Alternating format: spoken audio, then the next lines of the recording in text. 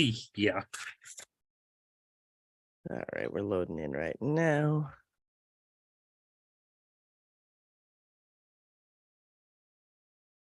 There we go. And we're muted. Perfect. All right, here we go. I'm just going to record it anyway. What's going on, everybody? Welcome to another edition of What's on Second, a true baseball YouTube show, because we're no longer a podcast. No, I'm just kidding. But we're not a podcast right now because it is the playoff time and we are only focusing on the YouTube during this time. It's Richie. It's Michael. We're on the diamond again. We have a lot to talk about. We have a lot to get through. There's a lot of fire in both of our eyes, mainly mine. There's a lot of anger that I need to get off my chest. Not because my team did bad, as you can obviously tell, but this whole loser mentality that's going on about the whole playoffs and the everything. We got to call it. We got to bluff it. We got to shut it down. We're not about this here on this show. Nope. Anyway, Michael, how you doing, buddy? I'm doing good. How are you? Fiery. I'm fiery. That's my term I'm going with. I'm a little fiery today. That's all right. I have been dying to get this show done because I think it's been, I think it was since game 3 when I was ready to fire this up after seeing so many teams go down. But obviously we're going to go over and do a recap of everything. I'll let you do the lineup card. What do we got going on today, my friend? Kind of like last week. It was about a week ago, roughly. It's just going to be a recap of the DS series. Some surprises, some that we kind of called. We're not entirely surprised by, to not exactly spoil it for everyone. We're just going to kind of go through what we thought, some of the whining and moaning and groaning, not just from the players, but from fan bases too. So let's just kind of hop right into it. Richie, I'm just going to let you kind of take the reins here. What about that Phillies and Braves? Fear of everything. Let's just go right into it. You want to just jump right into it? You want to get all the fire out early? All right, let's get all the fire out early. In case you were under a rock, the National League, me and Michael apparently we're good at this. We get the National League. We cannot get the American League, but we got the National League on lock. So between the two of us, we got it on lock. Just a brief overview of the DS. Here, the Phillies win their series in 4, taking 3 of 4 from the Braves. The D-backs sweep the Dodgers. Didn't have a sweep called for that. I think actually we both might have missed this call. I think we both picked Dodgers because we just weren't total believers yet. We're surprised. Wrong.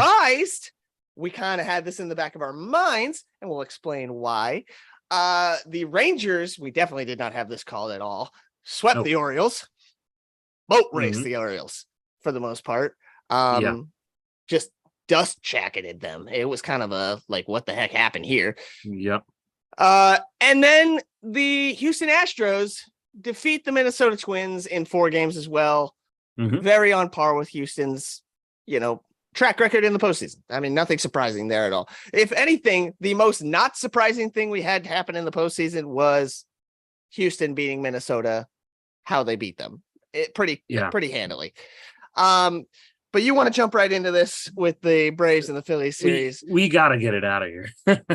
We got to get it out of here. Apparently, Michael has been hearing me with texts and just this whole thing's going on. So game 1, the Braves don't show up.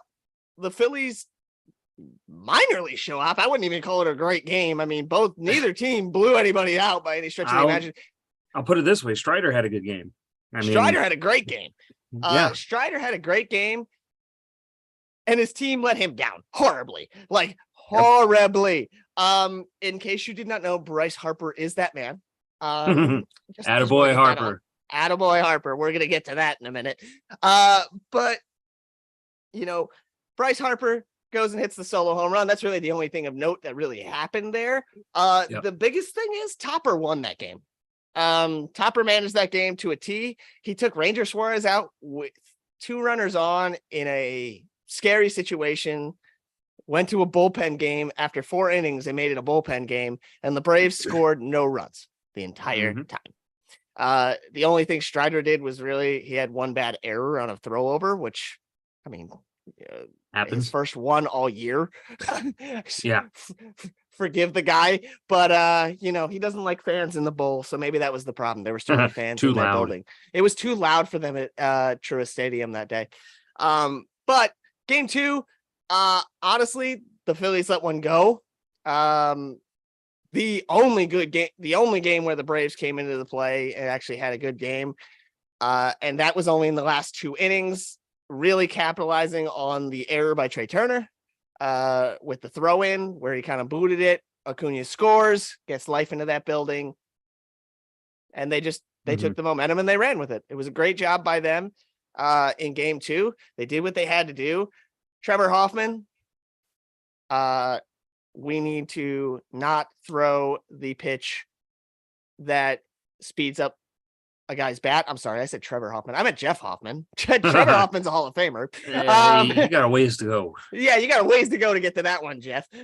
Jeff Hoffman, I know your best pitch is a slider there, but if there's ever anything that was shown in that series, it was that Austin Riley cannot catch up to 98 plus, and you dusted him twice with 98 plus in that same at bat. Throw a slider, he just speeds up his bat and he ends up flipping out. And I mean, barely flipping it out. He did that one-handed. Now, Austin Riley is a bad man. He is a strong man. Yeah. Good God. But if anything, I'll tell you, I'll get more in depth of this when we get there. Only guy in the series that showed up for the Atlanta the entire time.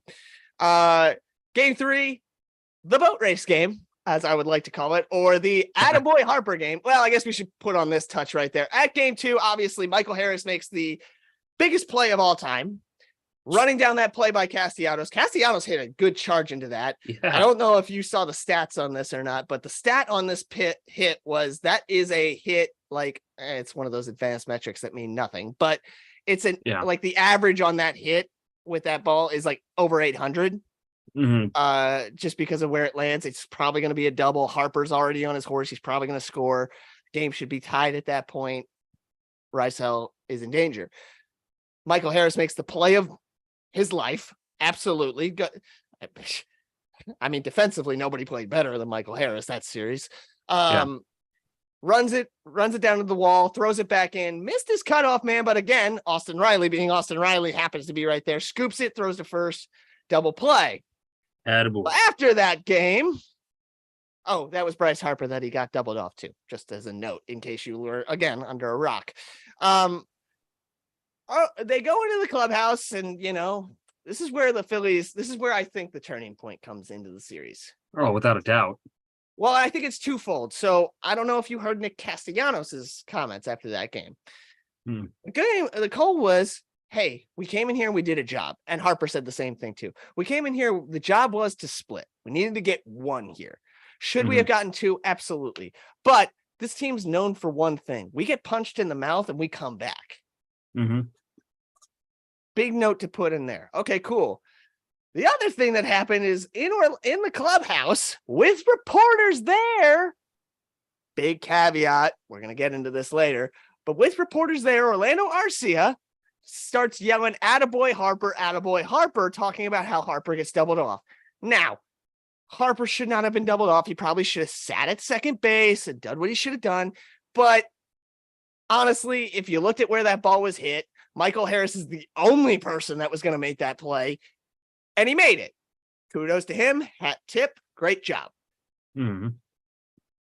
Harper got caught. He was trying to be aggressive, trying to get his team back into the game. He got caught. It is what it is. But the guy who should not be talking is Orlando Arcia, of all people, going, "Attaboy Harper, attaboy Harper." Well, that quote gets sent out to everybody. It's released by a reporter because there's reporters in the clubhouse. This is a clubhouse. Now, obviously, we're going to talk about the whole sanctuary of the clubhouse thing later. We're not going to go there yet. Game 3 comes, and you need Aaron Nola to shove in this situation for the Phillies. Which he does. Against Bryce Elder, which I was so happy it was Bryce Elder. because Bryce Elder looks like garbage ever since the second half of the season's come around. And Aaron Nola shoved. And boy, oh boy, a guy named Bryce Harper not hit only one bomb, hits 2 bombs. Oh, yeah. And another guy named Nick Castellanos also hits 2 bombs, followed by Trey Turner hitting a bomb and Brandon Marsh hitting a bomb. The Phillies hit 6 home runs and destroy the Braves 10-2 and just take a stranglehold on this at the bank again. A 6-run third inning. And another thing to put in mind there. So, like you said, the Phillies won 10-2. They almost scored every hit they got. The Braves had 10 hits. So, in theory, in the hit department, they were right there in it, but they didn't capitalize. The offense just went completely silent. The Braves did not hit for power in this series whatsoever.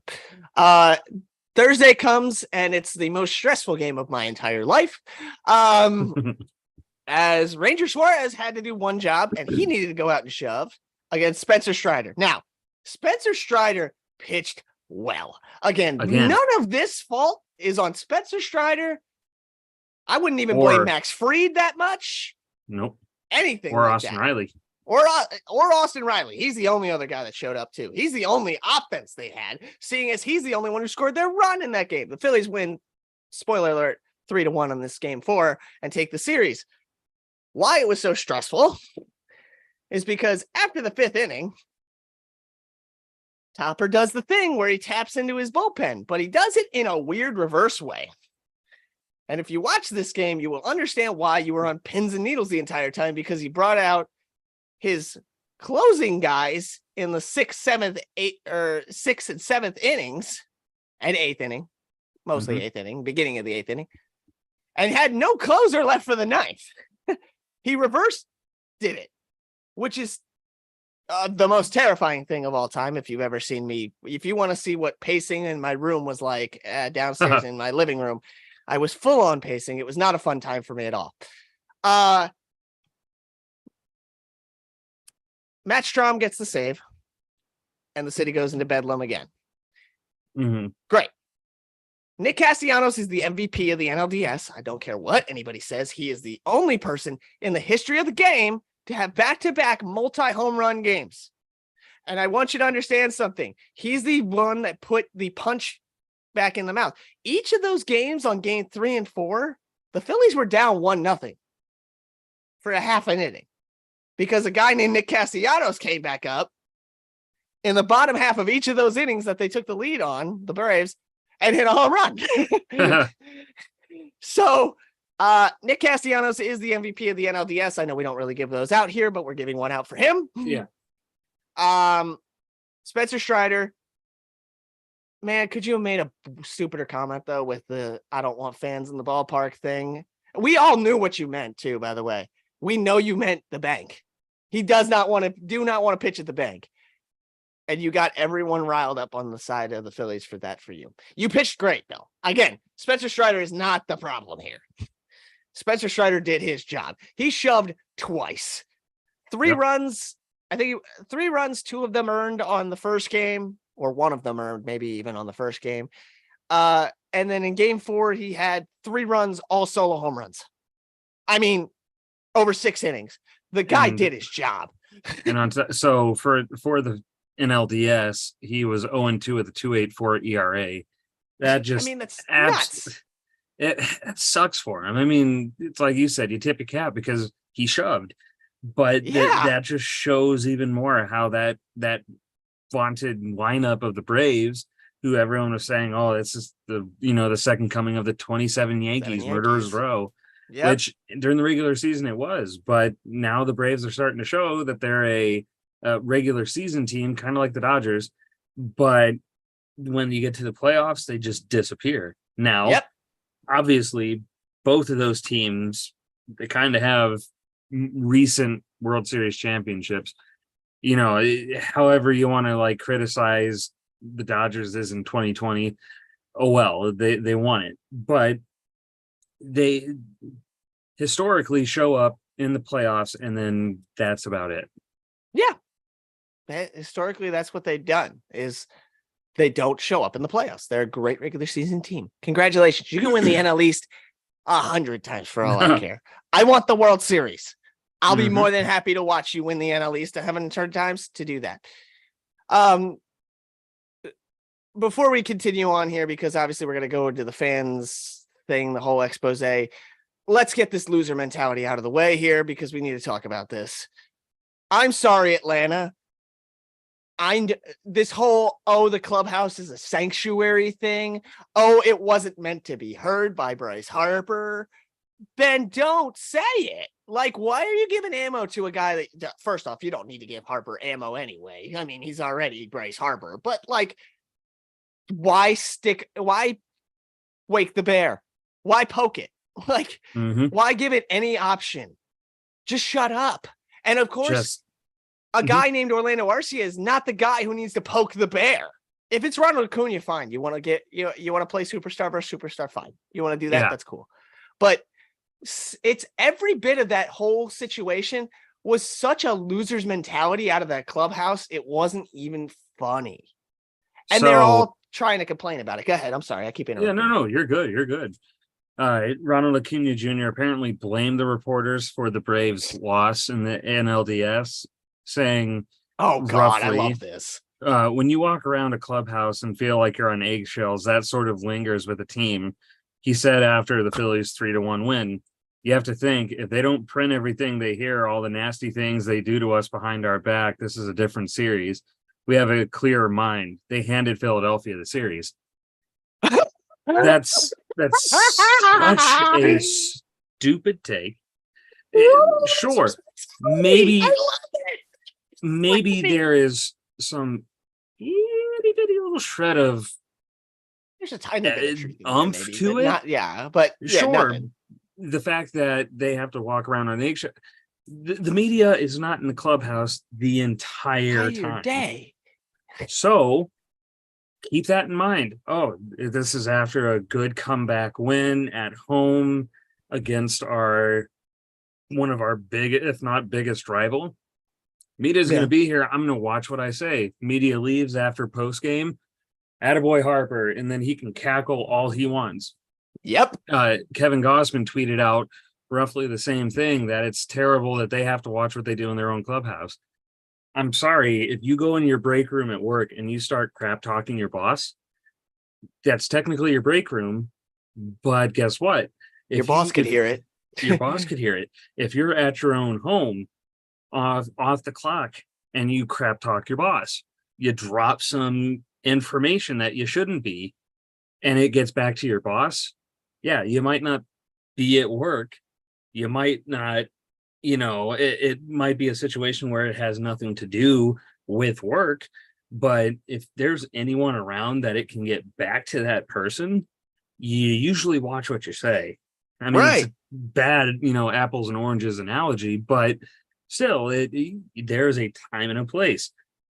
Think clearly. I mean, I know that we saw I sent Richie a TikTok video. I'm sure if you haven't all seen it, go look it up. Phillies fans were giving Arcia a heck of a lot of fun. And he turns around and starts pointing at a singer like, I got a ring. Guess what? In the 2000s, pretty sure Philadelphia has a ring that they got before Atlanta got theirs. So sure, you both have 1-1, but guess what? Now Philadelphia kind of has another opportunity to get another ring that you don't have. And then he turns around and says something over the other shoulder, and then he starts screaming at fans behind him. When you act like such a child that Ronald Acuna Jr., whom is not a leader, we've talked about this numerous times. Yeah. Yes. Obviously, he is a superstar. He produces. Oh, yeah. Not in the postseason, but he produces. And you have him turning you around, telling you to shut up, more or less, and to let it go. You're doing something wrong. But the worst part of that little meltdown that Arcia had was when he turned around and started sticking his tongue out at the fans and doing this sort of little thing. Like, you're a child now. How old are you? Are you a major leaguer that's making six figures, that is on a reputable team? Like, I've seen quite a few videos of like what, a Braves offseason wish list, what the Braves should do in the offseason, or predictions for the Braves, all of them had get him out of there, get rid of Arcia, have Vaughn Grissom start at shortstop, which actually I would quite agree with if I were a Braves fan. It's a horrible look. Yes, it galvanized that team, a team that doesn't need to be galvanized because, like Richie said just a little bit ago, they went into those first two games with the goal of let's take one. And when they get punched in the mouth, they turn right back around. So it was going to happen probably regardless. I mean, obviously we don't know, but shut up. Yeah. Watch what you say. And if you don't want the other team getting it, don't say it. Don't say it. It's a very simple concept. Yes. Is the clubhouse a sanctuary? Sure. I agree. There's a lot of things that we hear. We'll never know what happens in the clubhouse. There's players that'll tell you that over and over again. There's players today that'll tell you that too. You know what the amazing thing is? They just don't do it when the media is around because that's what they're not supposed to do. Yeah. Crazy concept. You couldn't hold your tongue enough. That's your problem. Also, if you want to talk about losers mentality, I'm sorry. The Braves organization is a great organization. They are built to last forever. They're going to be a great team for years. They've got guys signed. They're young. They're going to be good. Here's what they don't have. Hey, Michael, what did I say last year when they blew it? What did they lack? Heart. Yes. And who was the heartbeat of the Atlanta Braves all during that run of theirs in the early 2020? Well, I guess we still are in the early 2021, but 21. And before that, even then, just from 15 on. Mr. Freeman. Yes. Freddie Freeman. That's your heart. That's been your leader. And when it wasn't Freddie, it was Dansby. And when it's not Dansby, you don't have one. Now, Dansby is not the biggest one. Dansby doesn't like that role. It's not totally his thing, and that's okay. But you have to understand something. If you don't have somebody to be the heartbeat, you're screwed because you need somebody in the playoffs to be that heartbeat, to say, we need to go. Get on my back, boys. Hey, even if I can't accomplish it with myself, let me rally the troops. I'll be that guy. Come on, boys. Let's go get it. They don't have egos that in check. Egos in check. There's nothing but egos on that Braves team right now. And you want to know the biggest difference? Yeah. And I'll let you go after this, I promise you, is if you look, there was an interview. It was right before the DS. And Bryce Harper, who I don't think I have to explain to everybody, is the heartbeat of the Phillies ever since he signed here. He took this team on and said, this is my team. And we gave him the keys and said, run it. And boy, has that been a wonderful idea. He goes and he runs the team as he sees fit. Harper is wearing a Trey Turner t-shirt, just a graphic tee with Trey Turner on it, right? It's very funny. It's cute. It's a funny little, hey, I'm here for you, Trey. Awesome thing. Ronald Acuna, in the same day on his interview, is wearing a 70-40 shirt, or 40-70 shirt, sorry, to remark about his own personal great season. If that doesn't show you the culture of the teams, I don't know what will. Harper's wearing a shirt of his teammate. It might be considered nerdy, but still at the same point in time, right? He's there for his boys. He's so excited that Trey Turner's got that monkey off his back. And by the way, Trey Turner, thank you. Ever since the standing ovation, he got that monkey off his back. Boy, oh boy. He was 0 for before against Strider, and then he goes 4 for 4. Hello. Absolutely. Nicky C last year we almost were ready to ship him off. We're ready to send him up the river, other than the fact that he's a Gold Glove right fielder. If you didn't have that on your bingo card, you can have it now. Right now, he's all of a sudden ascended because he's now part of it. Other than the fact that he doesn't know he can't cuss in TV interviews, but hey, still one of the best quotes. The dynamic is different. The Braves have a very selfish mentality. The Phillies do not. The team is about the team. The Braves are about themselves. I'm sorry. You were a losing lineup. You didn't even take it on the chin. Acuna was nowhere to be found after that game was done. So that's funny, that quote you just found. So I laughed about that one. But, you lost that series because you have no heartbeat. You let Freddie Freeman go. Yep. That's your biggest mistake. You let Dansby go. You let Freddie go. Those two were your heartbeat guys, and you let them walk. Acuna is not your heartbeat. Matt Olson is surely not your heartbeat. Although Olson has a chance. I give him a chance to do it, but he better start elevating real quick. I agree, and this isn't a knock on Matt Olson. He's a quiet guy, and there's nothing wrong with those types of players, or in his case, superstars. Yeah, it's not his personality. But you need a guy like Harper. You need a guy like Freddie would be undoubtedly, that if there's like comments at the wrong time with certain ears around, hey man, you got to watch it. Look who's here. That are going to keep the guys in check and accountable, and they don't have it. They don't. It's a joke of an organization right now when it comes to the playoffs, and I am so tired of this excuse. Of the excuse of, oh, well, the 5-day layoff. I don't know if anybody realizes this, and this is just encompassing everything. And I'm just going to segue us right to this point, because obviously we don't need to go over each individual series. We kind of know what happened with everything. If you don't, there's highlights. Feel free. I don't understand this whole new thing where we're going to blame the playoff format. Oh, it's not fair. They have a 5-day layoff. Oh no, you're right. It's, it's a shame. I got to buy to get healthy. You know why the Braves weren't ready for this series? It wasn't because of a 5-day layoff. It's because you weren't healthy. Again, your staff wasn't ready. You had Strider ready, and you barely got Fried ready in time. Good for Fried. I give him all the credit in the world, because he was taking a risk to go out there with that blister. He said, I'm going for it, and it worked out well for him. Congratulations. Very happy for you. Strider did his job. Fried did mostly his job for not playing for 18 days. He did his good job to come out. You didn't have a third pitcher ready to go.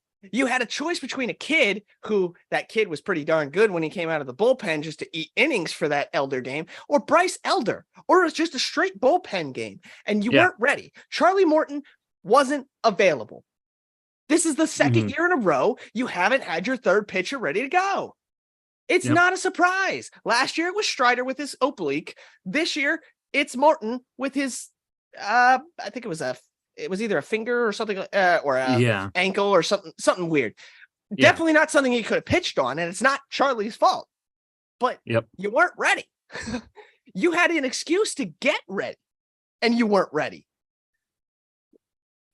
Absolutely. Stop blaming the layoff. You have no reason to blame a layoff. The Dodgers is the same thing. Clayton Kershaw is one of the best regular season pitchers out there. He is one of the absolute worst in the postseason. So I'm glad you. Small. Yep. And I'm going to finish this point, and then I'm going to hand it right over to you. He finished small. I don't even know who their second starter was, because it wasn't Arias. It was the kid. Bobby Miller.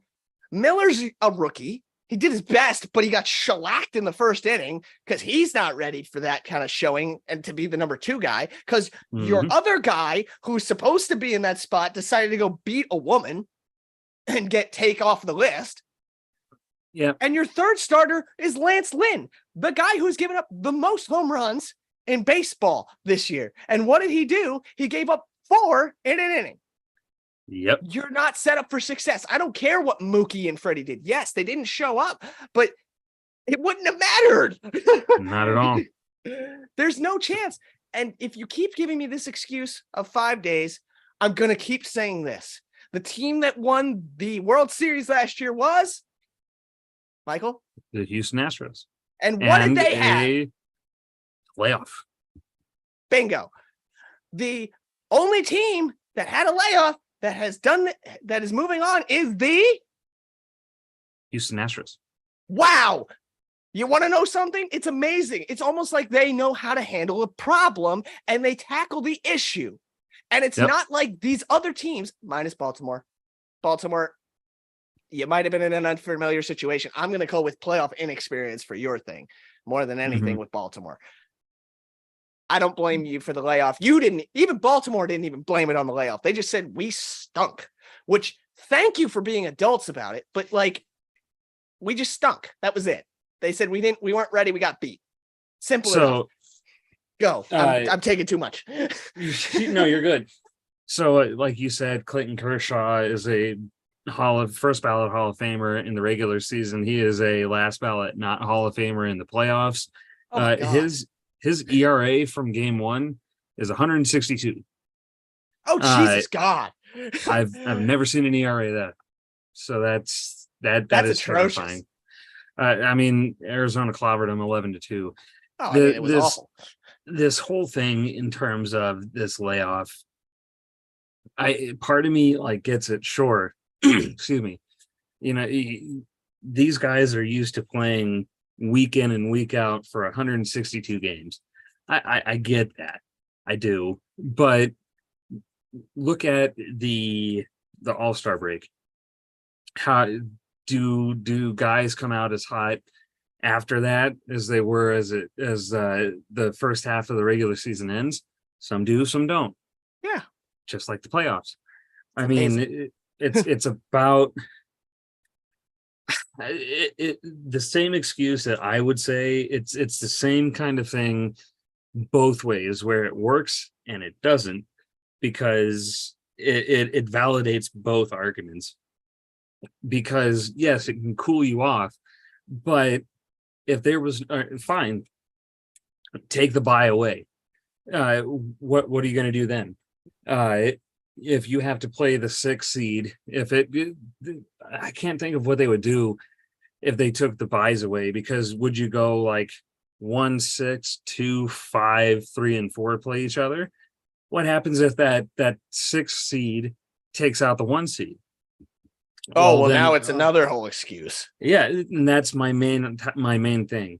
If the byes weren't there and you didn't have a 4 to 5 day layoff, well, then I'm pretty sure you're going to come up with another excuse. It's easy in the moment to complain about when your team loses. I was there in 2016. I mean, it still hurts, and I'll still say that, well, maybe it would have been a different World Series if Cleveland had 2 of their top 3 starters and didn't have to overdo it with their ace, their 4 and their 5 guy, and then the bullpen. Maybe they would have won instead of Chicago. I don't know. I've gotten over it enough to the fact where I can think about it. Right. But I mean, what's the excuse going to be if you take the bye away and your team still loses? Is it, well, because sports, it's a Facebook post I saw from Sports Key to Baseball, stated that the Los Angeles Dodgers, this was, I think, on game 3 or just before it, they could get swept by the team with the 2nd worst record coming into the postseason with a loss on Wednesday. The Dodgers won 100 games in 2023, 111 in 2022.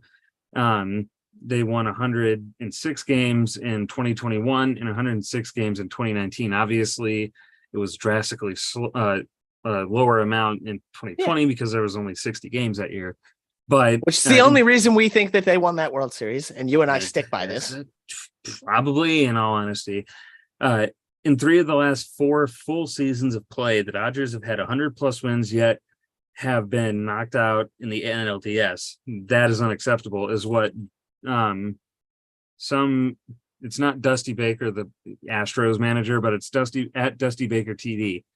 Yeah, it's unacceptable. That's horrible. 3 out of the last 4 162 game seasons, the Dodgers have won 100, at least triple-digit wins, and they don't even make it past their first round. And especially with this new format, that is absolutely 100% unacceptable on the Dodgers for not getting it done. You have such a good lineup. Now, I will say they just don't feel like the Dodgers they did in 2019, 2021, 2022, 2023. I mean, is 2023. I'm just a goober. He's naming years. Yeah. Yes. It just felt different this year. Obviously, they had a fantastic lineup with Mookie Betts, with Freddie Freeman with a lot of those guys. Their pitching's not all there. Their bullpen does not terrify me. I mean, you as a Phillies fan, if I'm watching Arizona and LA play, I want to play the 100-win team, not the Diamondbacks. I don't think no doubt Diamondbacks go to the World Series this year. I'm not predicting it. We obviously are going to put predictions later, but yes, yeah, I agree. But I don't want to play them because what are they going to do? They're going to work you guys. Now, whenever you get to the World Series, if the Philadelphia Phillies move on, the pitch is going to be more worked, and those batters are going to be more maybe tired. I mean, boo-hoo, you're in the playoffs, you're a superstar team. Yeah. It's going to happen. But don't give me this unacceptable BS like it's like it's bad that a team beat you. Talking Baseball yesterday or 2 days ago had a post from Brian Snitker saying, I look at the Astros, that 5 day layoff didn't bother them. And so Snit isn't, he's the only one that I appreciate, because Snitker at least said we can't blame it on a layoff.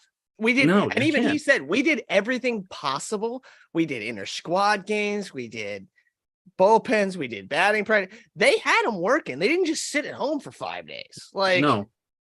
I mean, another thing that maybe baseball could do is add a 7th playoff team, give the first seeds get a layoff or a bye week, kind of like what football does. But I mean, then you run into the same thing of, all right, well, the first team has a bye week, and it's the same scenario where they get booted. But then, excuse me. I mean, you look at football, and when they have their playoffs, I think that their playoffs are almost borderline a joke, because a team with a below 500 record can get in, which is just absolutely silly. And that's not going to happen in baseball. But I think there's already almost too many playoff teams. I don't dislike. Yeah, you can't go much more than the 6. That's it. No, but no matter how you structure the playoffs, there's a good chance you're not going to end up getting past. It doesn't matter how many games you win. So yeah, I don't like this complaining. I mean, it's all a bunch of loser mentality. Is all it comes down to. Is look. Take a look in the mirror. What did we do well? What didn't we do well? Hi, if I'm the Atlanta Braves, I look in the mirror.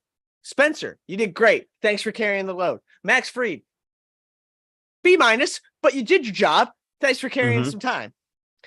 Bryce Elder, we could have used a little more from you. I think Elder was Elder a rookie? No, he's had 1 year in the league. He was a rookie last year. So This was his second full year, but still, when you're talking experience, that's not the guy you really want to lean on for game 3 of a do or die series and kind of the swing game, basically. Yep. So, okay, cool. Bryce, you didn't give me the best. Spencer, you went out and you shoved again.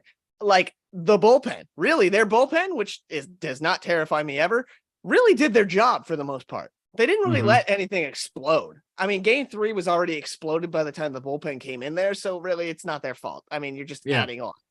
But game 1, game 3, game 1, game 4, game 2, especially, they carried the load to get them there.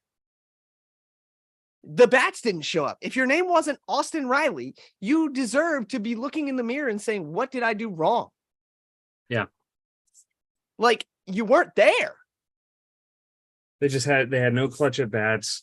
Their pitching went cold. I mean, you want to look at the other teams in the league, Maybe I'll give the pitchers a little bit of credence when it comes to going cold, but I would think that the more time you have with getting to rest your arm, as long as you're doing simulated games where you're actually throwing to a live person, obviously it's different than an in-game moment, let alone in the playoffs. But don't make an excuse if we're 10 years into this format and the Astros are the either A, the outlier, or B, even they fall off, all right, I'll give you a little bit of a bone there. But let's be honest. Is this format going to be around forever? No, because there's enough uncertainty with it anyways, let alone baseball hasn't just stuck by one playoff format since its inception. So, Right.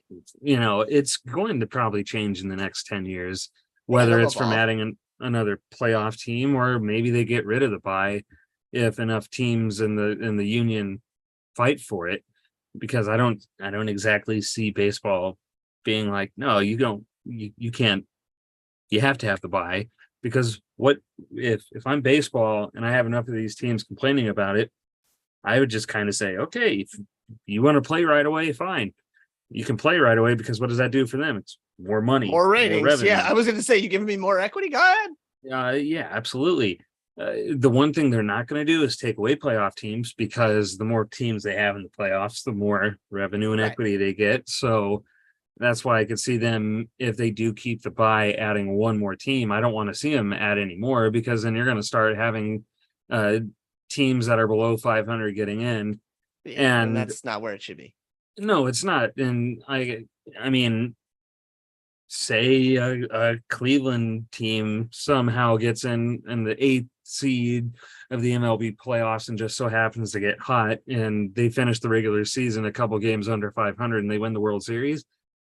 I don't want that, because Yeah, I there's a mean, lot of like, questions at that point. yeah, it's not entirely the same as football, because football is such a shorter season and it's a completely different sport at the end of the day, obviously.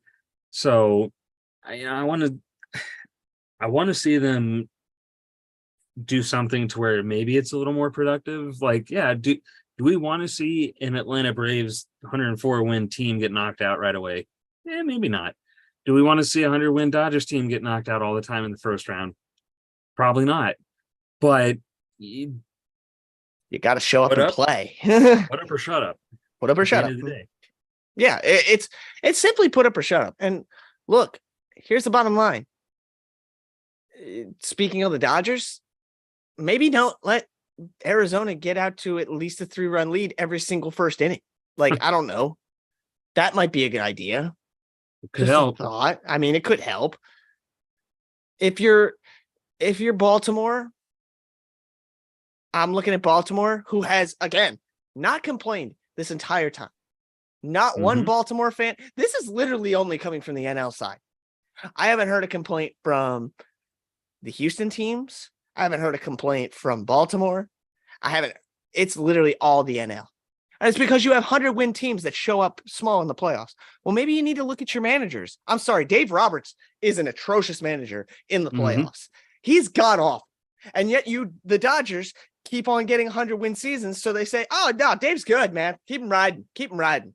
Okay, keep him riding. I'll keep on watching you get knocked out in the first round every year. You're not smart. Yep. Brian Snitker is not nearly that bad. I think Snitker's kind of in that board. He's in this gray area right now where he needs to figure it out, because he's like in that dangerously like ready to slip into that mold. But Snitker doesn't have the beat.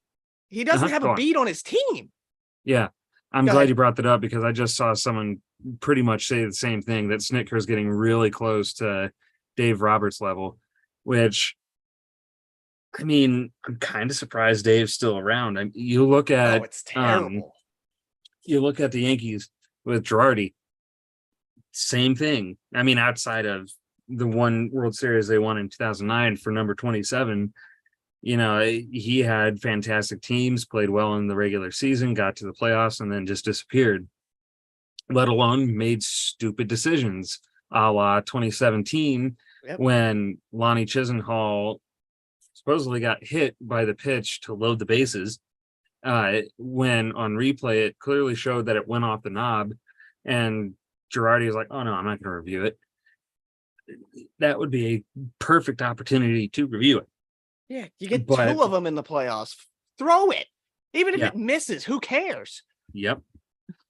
So the playoffs are a different animal, not only for the players, they're a different animal for the managers. It's a lot more stressful situation, because if you screw up too many times, you're going on vacation a lot sooner than what you actually really wanted to. So the DSs for me were fun, to just like the wild card round, to kind of sit back as a baseball fan that doesn't have a slice of the pie, Yes. in this year's oven. Am I disappointed that the Twins got eliminated? Not even a little bit. Not a smidge. It's only because it's the Astros. But Okay, it's fair. not even it's not the cheating thing. I'm over that at It's this just point. because you don't like the dynasty. You're I kind of don't done like with the- it. Yeah, I mean, now granted, because I'm a second, my second team's the Giants. I wish that would have continued, but all dynasties come to an end at some Yep. point. So would I like to see Minnesota maybe get to the CS?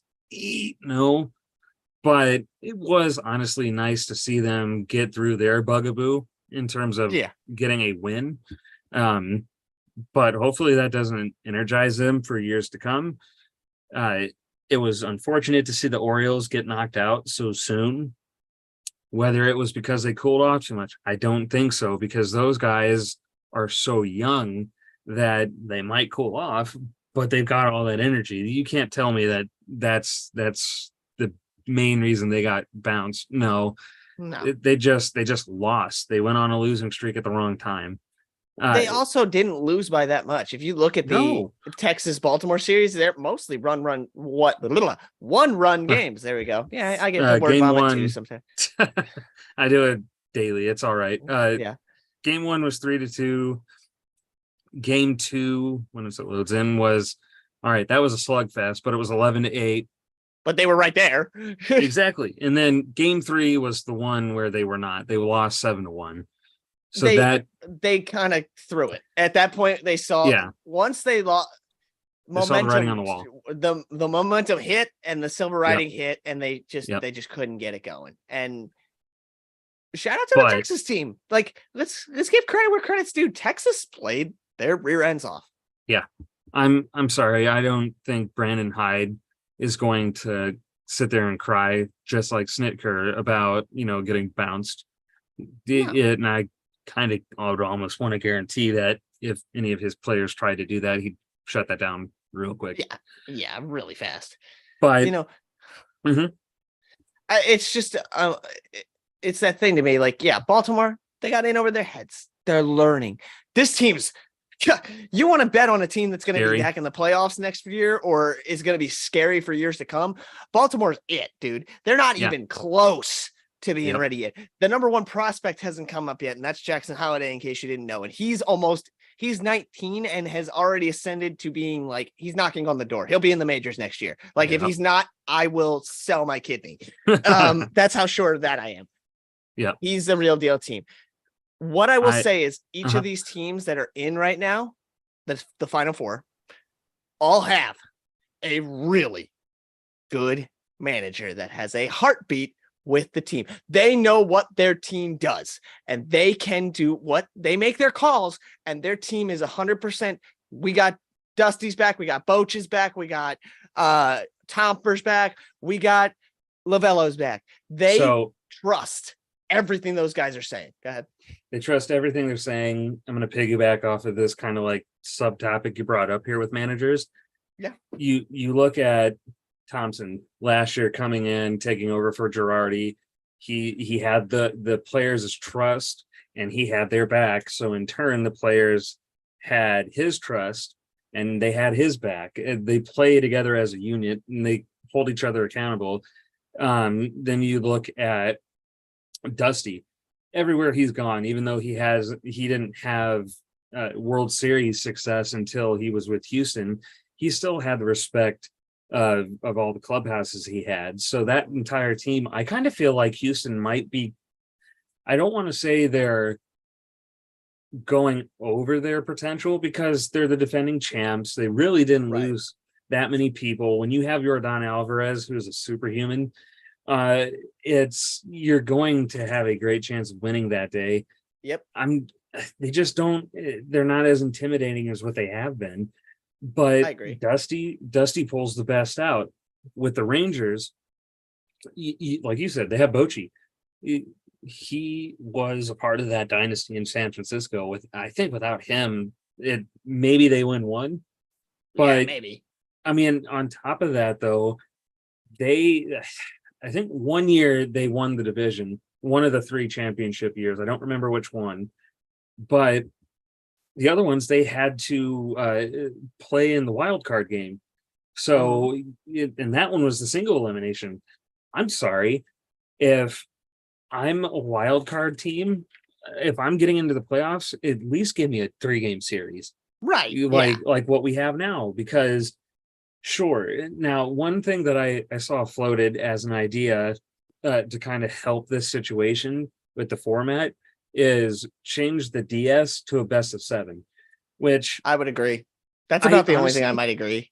Yeah, honestly, because I want to see. I would love to have seen all these series go 7 games. Not 7, honestly, not fully 7 games, but like more games to give them a chance. So I don't disagree with that assertion. You're going to either have to shorten the regular season by a week, or that's the problem, or it's going to lengthen into November now, which baseball doesn't want to do anyways, because I mean, Minnesota, you're getting into prime football time then. You're getting, well, I mean, not even then, but just like the weather. So if Twins, who are going to flip-flop between Detroit and Cleveland as to who is the perennial contender for the year, all 3 of those teams are miserable in that location in the beginning of November. You don't want to be outside in that weather. No. So, I can see them doing that, and I don't think it would be that big of a deal, because then you keep the 2 buys, and it's like someone said, I think it was Will Middlebrooks brought it up, where, okay, you go down 2-0, you're not facing elimination right off the bat. Your back is to the wall now, and you really got to put the pedal to the metal, but you have at least a little more leeway to turn it around, and you got a little bit more gas behind it to where you're not totally cold. Right. Fine, I understand it. But when you look at what Bochy did in those wild card games, your back's to the wall as soon as that first pitch is played, and he still went the distance and won 3 out of 5. So, but then I think the prime example with your point about managers and whatnot is Lovello, because he was there in 2017, the last time the D-backs made the playoffs, and they had that amazing, memorable game against Colorado where, I mean, it was a slugfest, but Archie Bradley. Yeah, it was not a pitcher's game. No, hit and it was a pitcher that had arguably the biggest hit of this thing, where he got an RBI triple, a bullpen guy. So, he's been with that team through some big highs, some big moments with a lot of talent, and he's been with some really low lows where, let alone us, he didn't know if he was going to have his job the next year. So I really hope that in this offseason they give him a long-term contract instead of this. He's technically a lame duck, isn't he, right now? I think he's a lame duck manager. Yeah. He's not gonna be, but no. I love Torey Lovello. I mean, was it hard for D-backs fans? I don't doubt it in those low years, in those rebuild years. And next year, I'm not going to say they're not going to make the playoffs. They're definitely going to make a run, but maybe they go the same way that Cleveland did, where they have a sophomore slump because so many of their team are young. But one of the biggest difference between those 2 teams is that Arizona will go out and spend some money. Now, they won't spend LA money, but they will go and get, complementary pieces to help out and to fill gaps if anything comes up. So you can bet Christian Walker's about to get his payday. Let's put it that way. And he should get it from Arizona. If they let him walk, that would be a very big mistake, unless they got something in the pipeline, which of course I don't know. I haven't dove deep into the Arizona pipeline yet recently, I don't feel like Christian Walker is a make or break on that team in the sense of like leadership. They got their leader guy in their rookie, which is, I think, a really cool thing. I think one of the biggest moves that Arizona needs to do in the offseason is re-sign Longo. Because even though like he doesn't hit 3 or whatever he hit in his prime, I don't remember the average, but it was over 300. Yeah. Even though he doesn't hit like he used to and stuff, it is that just leadership mentality, that good dog vet. And he even said in, I think, an interview that I saw of, he's never been in this position of being this type of a leader before. So this whole year has been new to him on this particular team, and he's flourished. I mean, he made that insane defensive play. I think it was game. Oh, this Game was one. back in the Wild World card round. in the wild card round, but still, Game one of the wild card. Yeah, it was a huge play because it turned that series around. That goes Milwaukee's. If that ball goes through, Milwaukee wins that game. Like, no doubt. No, Longo's great. I think it's funny to see the evolution of some of these players, you know, and I'm piggybacking off your topic here, but you look at Longo in taking on a leadership role in Arizona, Harper moving to Philly, taking on the leadership role. Harper was not a leader in Washington ever. No shot. He was the up and coming kid. And he even said it. He said, and it's funny in this interview that I watched, and he goes, you know, people are like, man, how do you always rise up to the occasion? I mean, if there's not a guy with a clutch gene bigger, I don't know who it is at this point. Yeah. He's dang near on that same level of like MJ in the like height of the 90s with the Bulls. And, you know, he's up there. Like, he's up there with the Jeters and things like that at this point. He is in that echelon since he came to Philly. And it's one of these questions. And he goes, you know, how are you ready for that moment? How do you always rise to the occasion during that moment? He goes, that's what I live for. This is fun. He goes, I don't have pressure on me anymore. And they were like, well, what do you mean? Those are pressure packed moments. He goes, let me explain to you pressure. When I was 16, I dropped out of high school. I went to JUCO, and then I got my GED, went to JUCO, and then I was signed as the number one player at 17. That was pressure. I had to live up to that hype. I went into the major leagues by 19 to be a rookie, to live up to that play. That was pressure. I had to take care of my family. I had to get signed to get a big contract to take care of my family for further generations. That was pressure. This is the fun part. I have all the other stuff done. Yeah. This is fun. And it's so funny. And I think Longo would feel similarly, maybe not totally the same way, but if you look at it, he's totally different from that. Longo was in that 08 Tampa Bay team. Yeah. If you're going to lean on anybody right now in Arizona, you better be leaning on him, because guess who knows what it's like to play in the bank when it's a nut house? Him. Yep. He played in the biggest nut house time there was, and his team lost, sadly for him, but he was involved in that. He knows what that atmosphere is going to be like. Yeah. It's crazy to think about these guys evolving into leaders nowadays, but it's great. I think I agree with you. I think Longo should sign. Obviously, we talked about the cool thing would be for him to go back to Tampa and do it. I would honestly say he probably needs to stay in Arizona to do it, because I feel like he's better off. Because he doesn't have to be the guy, and he can still lead. But it's interesting to think about in that whole thing, in that front. But with that being said, I mean, I'll let you. Any other thoughts on the DSs? Anything else on this whole playoff format thing? Any other thoughts on this loser mentality that we need to squash it? Nah. I'm trying to take it out right now. No, I think we're good to kind of wrap this up with some CS predictions. What about you? I'm ready when you are. So we do have the CSs. We got the Battle of Texas, which is happening right now. Which is great. I think that's awesome. I think that if you want to talk about not having, and nobody should have any jet lag issues, it's that. They're literally, I think they might even take buses. It might not even be worth it to take a plane for those situations.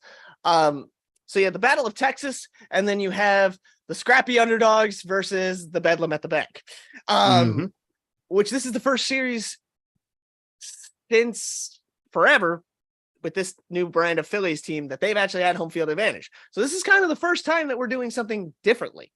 Obviously I know everybody's going to say, but Rich, the Marlins series, that's the wild card series. There is no swapping of home fields. You can't even say that. They got the games, and very happy that they were at the bank, but that's different in those situations. Yeah. This is the first time that you're actually having a full series. We are in 7-game series mode now, so that's different this time, which, we're hallelujah, praise be. We get more games out of these 4 teams. With that, let's start with the AL, because I feel like that's a little bit, it's not so cut and dry, or, as people might think. Who do you think is it? I call it the battle of the historical managers here, Bochy and Dusty. Who do you think takes it here? Are the Astros continuing on, or is Bochy going to lead Texas? I'm gonna go with Texas wins. Okay. I think Texas wins. Well, Texas is gonna win regardless. I think the Rangers win I know what you mean though. in 7. It's gonna Ooh, be full that 7, huh? is. I think it's gonna be a bloodbath. Both have pitching when they're on, but both of those offenses can be so good. But I like what the Rangers are doing a little bit more. Now, granted, sure, in a way, do they have the experience? No, because the team, the Rangers haven't been there since Bochy beat them, and well, put the kind of capper on it, or started their losing streak in the World Series. Yeah. But they have so many good, really good, talented players that have playoff experience on that roster that it's kind of like a wash. So I like their lineup a little bit better than Houston's. I go Rangers in 7. What about you? Rangers in 7. I don't know. No, I'm just kidding. It's really tough for me. Mhm. In my head, it's really a coin flip. It really is a Yeah. straight up coin flip. But here's where I think the difference will lie. And you mentioned both have pitching, both have hitting. I think slightly. Pitching favors Texas, the Rangers. Mhm. I think hitting ever so slightly favors the Rangers. I think they're a little deeper of a lineup. Now, Yep.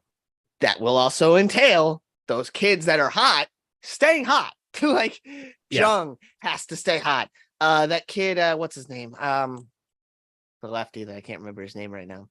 Jonah Heim No, not Jonah or Heim. I mean him Tavares? too. Leody Tavares, Jonah Not Heim. Tavares. It's this Edwards kid, the Edwards kid or whatever his I name know what is. you're talking about. Yeah. Him staying hot. And Corey Seager has become a superhero, if you haven't noticed. Yeah. He is ultimately matched Jordan. Like they are equal as far as like the superheroes on both sides in the playoffs. I mean, he's about to bat now, and his OPS is 1.537. That is stupid. Yeah. That is dumb good. Like, this is scary. I think Texas has the edge because I think it comes down to like game 3. Like, obviously, for game one, they're going to match up pretty evenly. Game two, pretty much evenly. I think game 3, you're talking about something very unique. And that uniqueness comes down to Max Scherzer. Yeah. If Scherzer's healthy, which he is, he's coming out, he's playing, he's greenlit. If Scherzer's ready and Scherzer pitches like Scherzer, distinct advantage to the Rangers. By the way, Corey Seager 1 for 1 already. So it was a single, but still 1 for 1.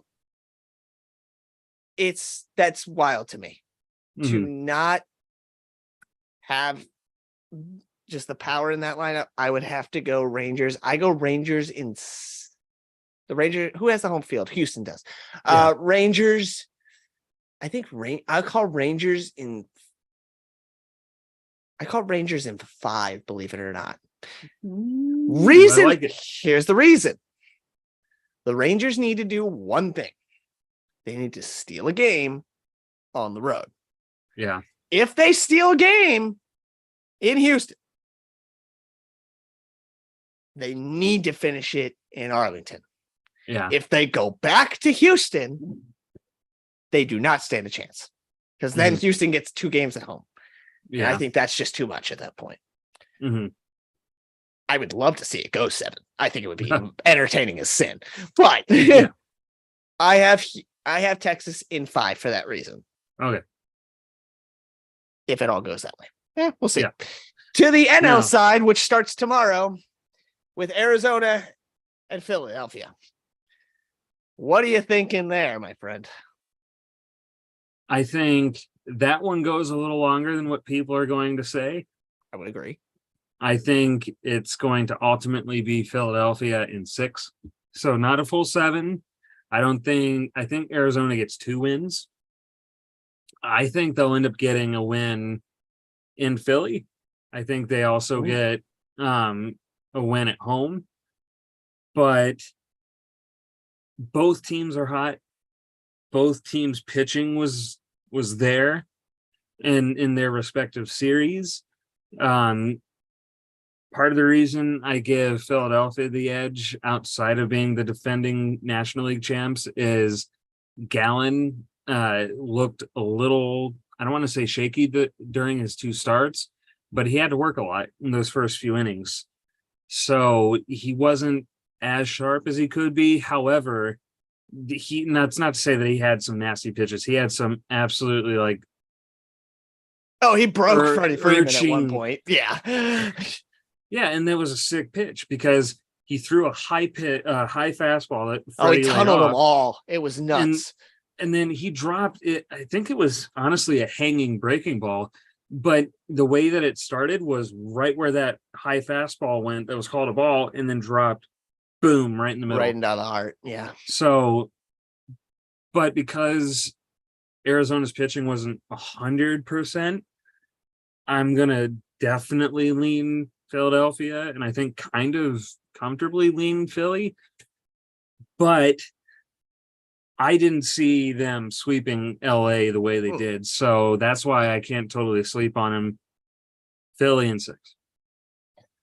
I agree. Actually, I have Philly in 6 as well. Mm-hmm.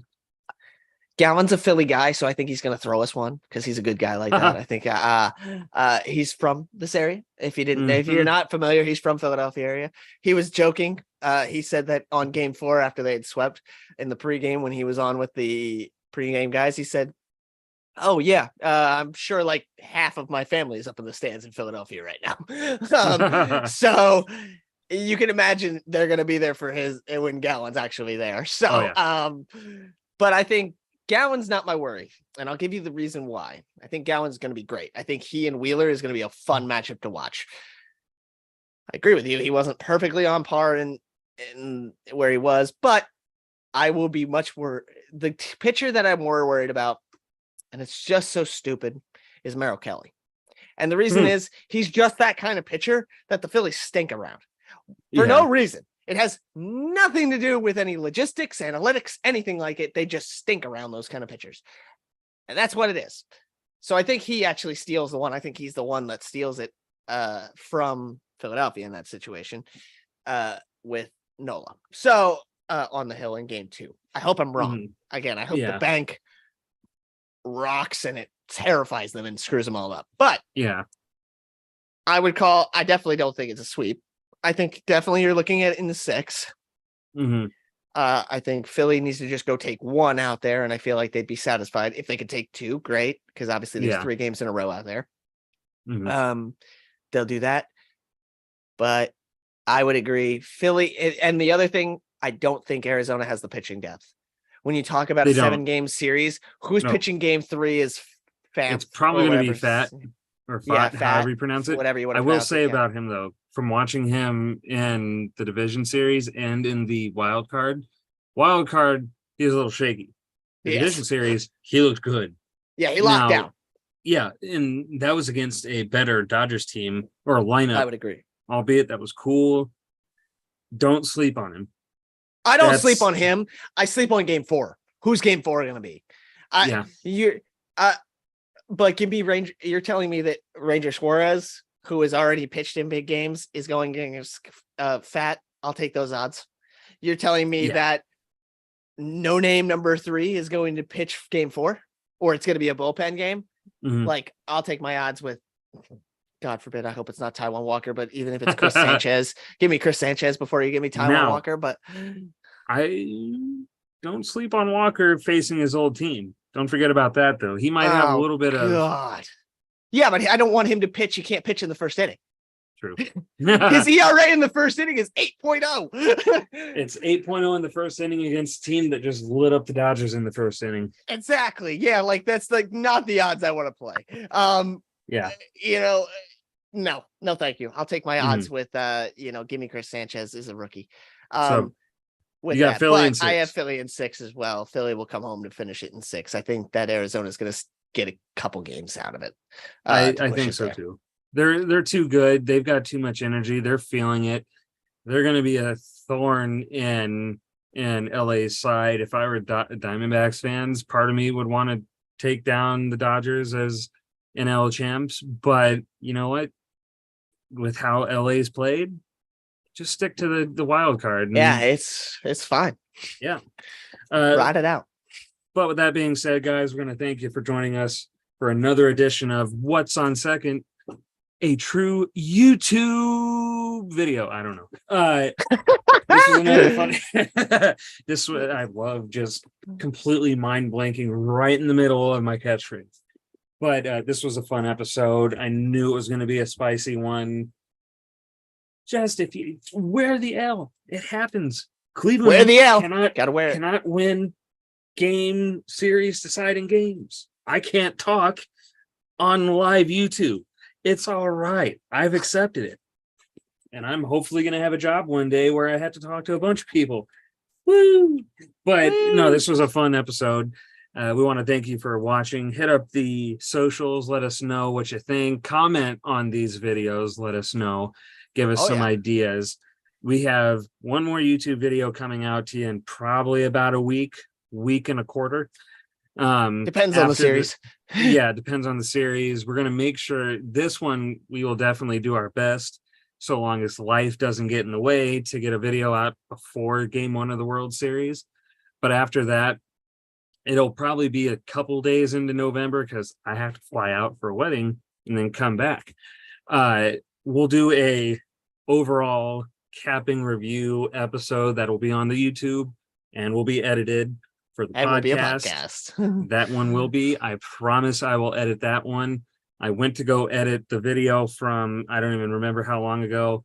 I completely forgot about it. So there's a chance it's probably not going to come out now. Who knows? We're going to let it ride. It's fine. We're going to let it ride. We again, just thank you for coming out, dealing with my dumb butt and Richie's enthusiasm for rantings. We can call them what they were. There was rantings. There was rantings today. Exactly. There was a lot of fire. Absolutely. And we'll see you guys out there.